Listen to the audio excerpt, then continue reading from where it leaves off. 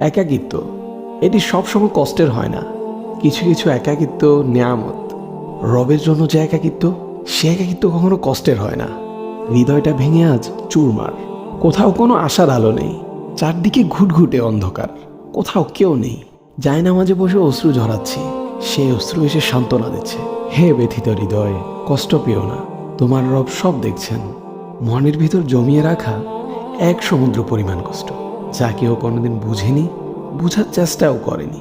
সে কষ্টের কথা তোমার রব তো জানেন। তিনি তোমার সহায় হয়েছেন বলেই তো তোমায় এই একাকিত্ব দিয়েছেন, যাতে তোমার কষ্টের কথা তোমার রবের কাছে বলে হালকা হতে পারো, তোমার দুশ্চিন্তার কথা রবকে বলে নিশ্চিন্ত হতে পারো। হে ব্যথিত হৃদয়, তুমি কি জানো না তোমার রব যে অসম্ভবকে সেকেন্ডের মধ্যেই সম্ভব করতে পারেন? তাহলে একাকিত্বকে তুমি কেন ভয় পাও?